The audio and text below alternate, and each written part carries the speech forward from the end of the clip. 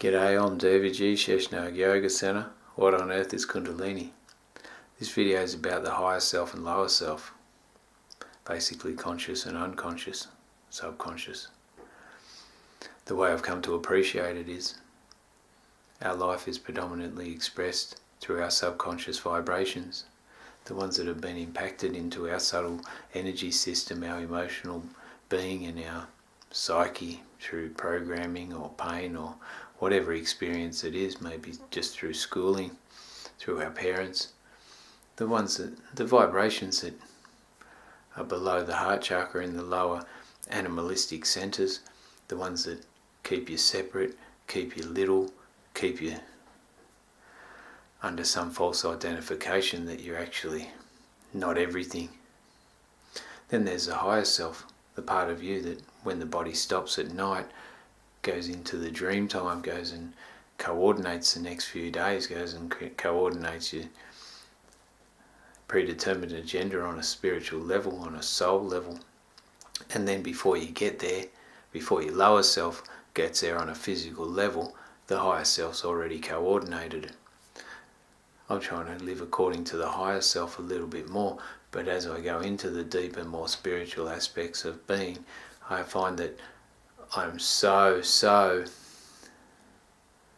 programmed and aligned with previous behaviours that are in the lower self, in the lower end of my psyche, in the shallow end of the psychological pool. It's like I'm trying to stand back and witness those as the drashta or the witness.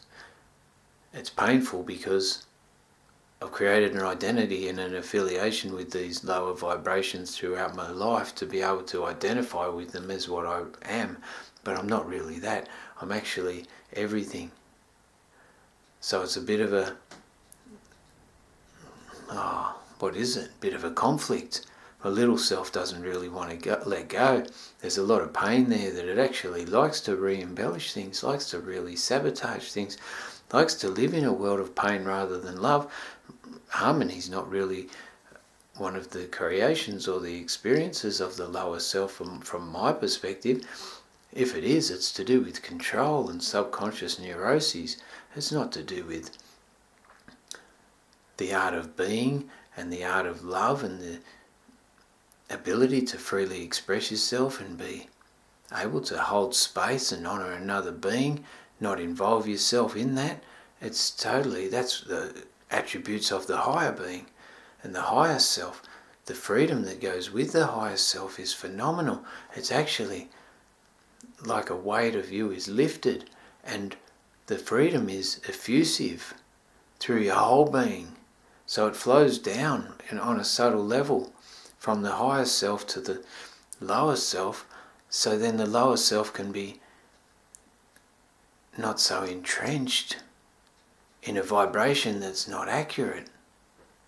The lower self can also be free, but to work into the higher self and the understanding and appreciation and openness that the higher self provides, then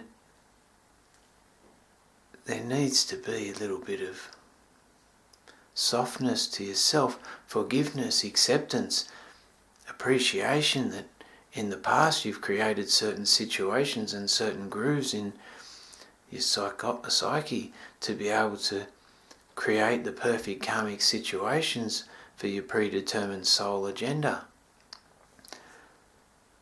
That said, you have to have the ability, or you don't have to, you can go through your whole life being in your lower self and being separate from everything, so there's no have-tos.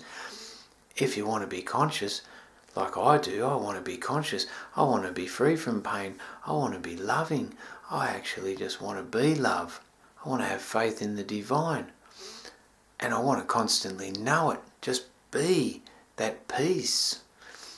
So to be able to do that, I find that the vibrations that are previously grooved into my psyche on a subconscious level on the lower self are just sometimes so painful and hurtful, but need to be overcome for a harmonious life where we can connect to each other and open our hearts and freely be expressive and true to ourselves. Hopefully some of that made sense. I'm on a roll. Om Namah Shivaya, Hara Hara Mahadev, Om Davidji, Sheshnag Yoga Center.